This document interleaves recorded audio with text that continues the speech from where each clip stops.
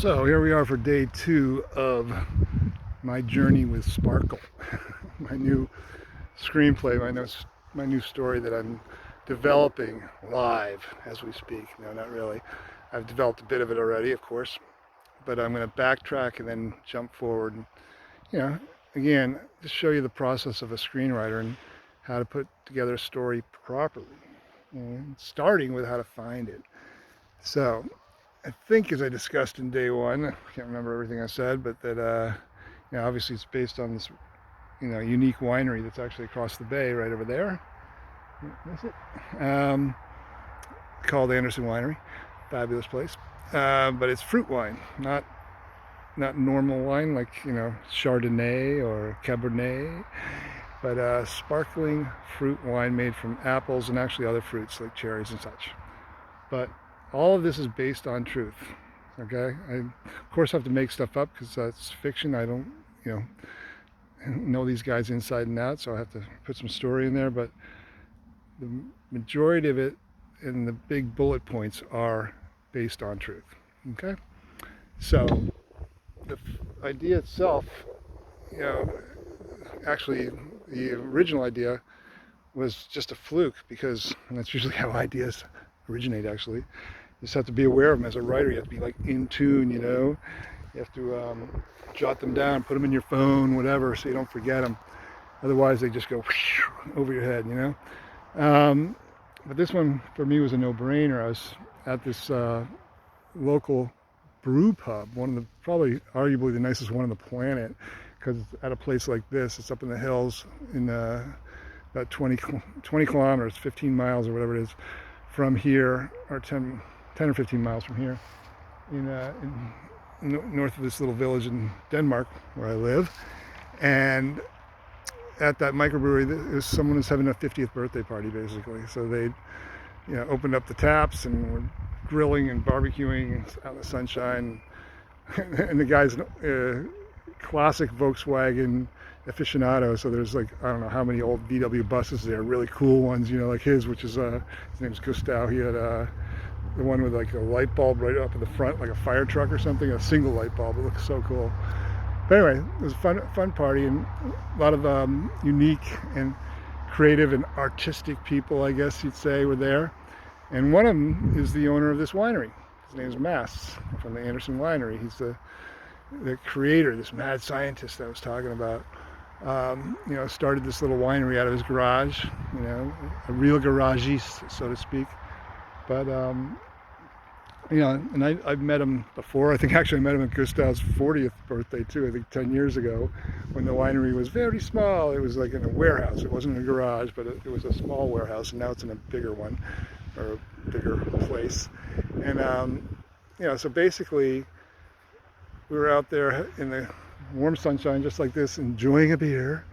And I said, "So how's it going with your winery, Mass?" Because I actually been there. I think I'd been over there once or twice, maybe, but I'd heard it had been doing really well. And I mean, they have a tasting room, but it's completely different now. It's much more upscale. It feels like a Sonoma County tasting room when you go in there. Very kind of fancy, real nice. But when I was there before, it was much more low key. Anyway, bottom line is, he said it was going great, and I said, "Oh, really? That's awesome." And actually, I heard it'd be going great anyway. It's a small town we live in, but anyway, he confirmed it was going great. And I asked him, I said, "So how did you guys get started? How did this all happen? Aside from the whole garage story, which we'll get to later." But basically, he said that he had this idea of making sparkling apple wine only after he'd failed at doing grapes. Because we live in a climate here in Denmark that's not really the best for making grape wine. And I guess it's better here for grape sparkling wine, or you have a better chance, I guess, of making decent, champagne style wine here than normal, like a Chardonnay, and certainly not a red, I guess. I'm no wine guy, but my understanding is that it's possible to make sparkling grape wine here, but still, grapes are not the easiest thing to grow. So to practice the champagne method, which I also learned about, there are different ways to carbonate your liquor and your soda and everything. The basic one is gas, a cheap one.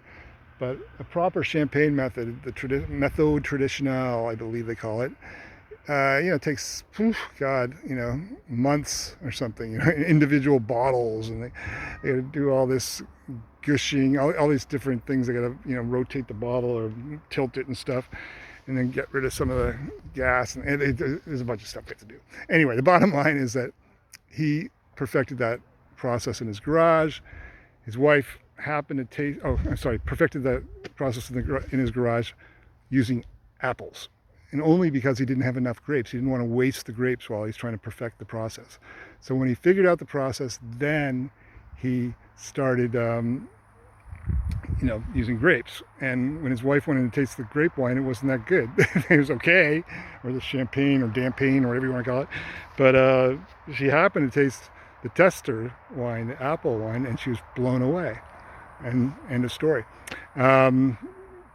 Basically, fast forward to his friends. One was an entrepreneur, like a businessman, and one was like a Michelin star restaurant kind of dude, chef from the food industry. So the three of them joined together to create the actual winery, and they decided their first client was going to be, hands down, the #1 restaurant on the planet at the time, which is called Geranium. It's like 4 or 5 years ago, it was #1 on the planet, and they actually went there with a test bottle of this, their one and only wine that they had at the time.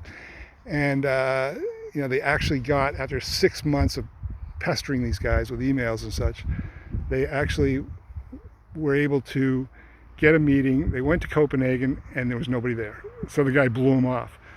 But that was like an underling. The owner of Geranium, this guy, I think his name is Rasmus Kofod or something like that, he actually was riding by on his 10-speed bike, all geared up in spandex and stuff, and happened to see these guys all looking bummed out outside his restaurant that was closed. And he went over there and asked them what they wanted or what they're doing, and they told him they're out there to, show their wine. So we brought him inside and gave him 5 minutes to test it, and loved it and bought it. And it's the first time, and bought it. Sorry, the guys went by, interrupted me, but he loved it. And so the bottom line is he bought everything they had, their entire stock, and put it in his #1 restaurant in the world, Michelin star, all that stuff. So their first customer was that restaurant. So that's when I said, you know what, you got a movie here, Mass, we got to talk.